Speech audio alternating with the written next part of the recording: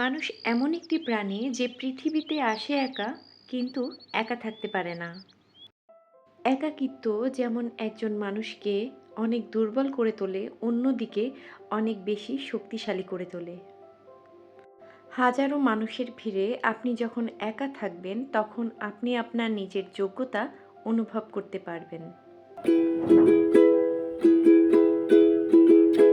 Hello everyone, আসসালামু আলাইকুম। মিষ্টি একটা সকাল দিয়ে শুরু করলাম আজকের ব্লগটি। কি অবস্থা, কেমন আছেন সবাই? আশা করছি সবাই ভালো আছেন। শীত শীত শীত, শীতের আমেজ কিন্তু চলেই এসেছে। সন্ধেবেলায় বাহিরে বের হলে কিন্তু বোঝা যায় অলিতে গলিতে নানা রকমের পিঠের দোকান বসেছে। আর শীতের পিঠা কে কে খেয়েছেন কমেন্টে কিন্তু জানাবেন। আমি কিন্তু আজকে আমার মায়ের হাতে বানানো গরম গরম পাটিসাপটা পিঠা দিয়ে নাস্তা করেছি। মায়েদের হাতে বানানো পিঠে পুলি কিন্তু স্বাদে অতুলনীয় হয়। তো শুধুমাত্র পিঠে খেলে তো চলবে না, ঘরের কাজবাজও কিন্তু করতে হবে। তো এই যে আমি কিন্তু মোটামুটি ক্লিনিং কাজগুলো অলমোস্ট শেষ করে ফেলেছি। আর আমার এই সোফাগুলোতে কিন্তু অনেক বেশি ডিজাইন করা। তো এগুলো ক্লিনিং করাও কিন্তু বেশ কষ্ট। আর এভাবে যদি একটা কভার দিয়ে রাখা যায়, অনেকটাই কিন্তু পরিষ্কার থাকে। আমি কিন্তু আমার সোফাগুলো ভালো করে ক্লিন করে নিয়েছি। আর এই যে সোফাকে জামা কাপড় পরিয়ে দিচ্ছি। আর এই সোফার কভারগুলো কিন্তু শীতের জন্য বেশ আরামদায়ক। আমি কেবলমাত্র শীতের জন্যই এই কভারগুলো ইউজ করি। তো সংসারের টুকিটাকি কাজ করে নেওয়ার পরে আমি কিন্তু চলে এসেছি বাজার গোছাতে। আর ইদানিং দেখছি যে সবাই দারাজ থেকে অনেক সুন্দর সুন্দর জিনিস অর্ডার করছে। কিন্তু আমি আসলে আমার সংসারের যে প্রয়োজনীয় জিনিস, গ্রোসারি শপিংগুলো, এগুলো কিন্তু দারাজ থেকে করে নিই। তো আজকে কিন্তু একটা অর্ডারের অনেক প্রোডাক্ট চলে এসেছে। তো এগুলো আমি আনপ্যাক করে নিচ্ছি আর গুছিয়ে নেব। কাছে মনে হয় গ্রোসারি যে শপিংগুলো, এগুলো অনলাইন থেকে করা ভালো। কারণ একদম তারা খুব সুন্দর করে এগুলো বাসার সামনে দিয়ে যায়। নয়তো অন্যান্য দোকান থেকে কিনলে কিন্তু এগুলো ক্যারি করারও একটা ঝামেলা থাকে। আর বাজারে কিন্তু শীতের অনেক অনেক সবজি উঠেছে। তো এর মধ্যে আমার কাছে কিন্তু ফুলকপিটা বেশ ভালো লাগে। ভাতের সাথে খাওয়ার জন্য আমি এমন গরম গরম ফুলকপির পাকোড়া তৈরি করে নিচ্ছি। পাকোড়া তৈরি করার জন্য আমি যে ব্যাটারটা তৈরি করেছি, সেখানে আমি একটু বেসনের মধ্যে সামান্য মরিচ, হলুদ, লবণ আর এর সাথে সামান্য পরিমাণ পাঁচফোড়ন গুঁড়ো অ্যাড করেছি। কাছে সবজি আইটেমগুলো রান্না করার জন্য পাঁচফোড়ন কিন্তু খুব ভালো লাগে। আমার মনে হয় যে পাঁচফোড়ন অ্যাড করলে সবজিটার টেস্টটাও কিন্তু অনেক বেশি হয়। আজকের দুপুরের খাবারের মেনুটা আমি একটু সিম্পল রাখার চেষ্টা করেছি, কারণ আজকে আমি রান্নাঘর ক্লিন করব। এই যে ফুলকপির পাকোড়া, লাউ রান্না করে নিয়েছি, সাথে কিন্তু মুরগি ছিল। আর এই যে ছোট ছোট পুঁটি মাছ, এটা কিন্তু আমি ভেজে নিয়েছি। এখন যেহেতু শীতের আমেজ চলছে, তো ভাতের সাথে কিন্তু ভাজাভুজি ভালোই লাগে খেতে। আর এর সাথে কিন্তু আমি নিয়ে নিয়েছি আচার। রান্না কমপ্লিট করে আমি কিন্তু চলে এসেছি আমার রান্নাঘর ক্লিন করতে। আর বেশ কয়েকজন আপু আমাকে অনেকবার প্রশ্ন করেছে যে, আপু তোমার এই দেয়ালটা কিভাবে পেইন্টিং করেছো, আর দেয়াল ক্লিন করলে কি এই রঙগুলো উঠে যাবে? সে কারণেই কিন্তু আজকের ভিডিওটা করা। তো প্রথমেই কিন্তু আমি বলে নিচ্ছি আপুরা, এটা কিন্তু আমি নিজেই পেইন্টিং করেছি। আমি যেহেতু টুকটাক পেইন্টিংয়ের কাজ পারি। এটা কিন্তু কোনো স্টিকার না, এটা আমার হাতে করা। আর এই পেইন্টিংটা করার জন্য আমি অ্যাক্রিলিক কালার ইউজ করেছি।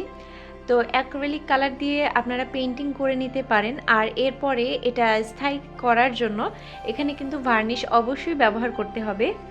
আমার রান্নাঘরটা যেহেতু অনেক বেশি ছোট, আমি চেষ্টা করি প্রতিদিন একদম পারফেক্টলি ক্লিন করার। আর তারপরও আমি আপনাদের জন্য এখানে কিন্তু ঘষে ঘষে মেজে দেখিয়ে দিচ্ছি। যদিও এতটা ঘষার প্রয়োজন নাই, যেহেতু প্রতিদিন আমি রান্নাঘরটাকে ক্লিন করি, তাই ময়লা জমার কিন্তু কোনো স্কোপই নেই। আর এবারে আসি আমার চুলা কিভাবে ক্লিন করি সেটা নিয়ে। তো আমাদের সবার কাছেই কিন্তু নেটের ব্যাগ থাকে। তো সেই ব্যাগটা দিয়েই কিন্তু আমি চুলাটাকে মেজে নিই ভালো করে। এক্ষেত্রে আমি একটু ভিম লিকুইড ইউজ করি। আমার মনে হয় ভিম লিকুইড দিয়ে চুলা ক্লিন করলে একদম ঝকঝকে তকতকে হয়। তো নেটের ব্যাগ দিয়ে ভালো করে মেজে নেয়ার পর আমি এরকম যে স্ক্রাবার আছে ফোমের, তো এটা দিয়ে একদম সুন্দর করে ক্লিন করে নেই। আপনারা চেষ্টা করবেন চুলাটা যখন নতুন অবস্থায় থাকে তখন থেকেই প্রতিদিন ক্লিন করার।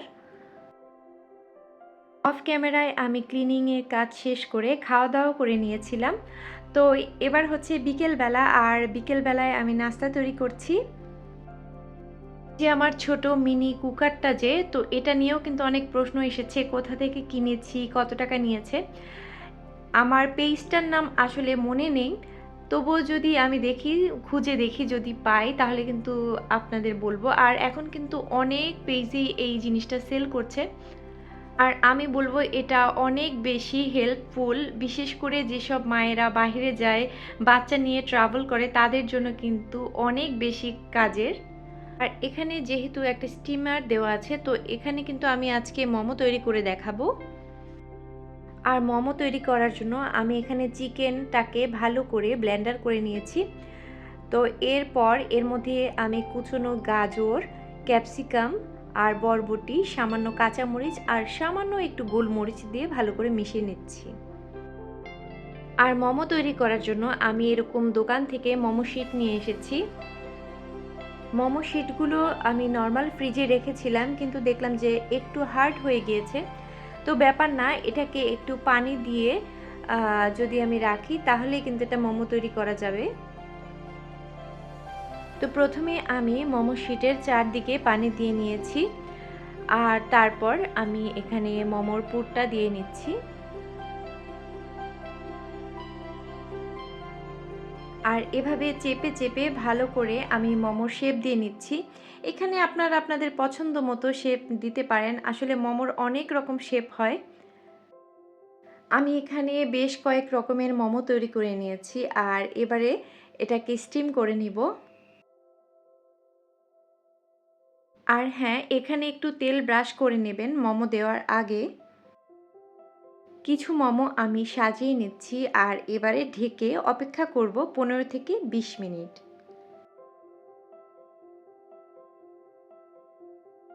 20 মিনিট অপেক্ষা করার পরে এই যে তৈরি হয়ে গেছে কিন্তু মজাদার মোমো।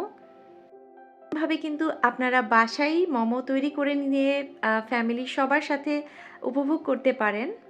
মোমো খেতে হলে যে বাহিরের রেস্টুরেন্টেই যেতে হবে এমন কিন্তু কোনো কথা নেই।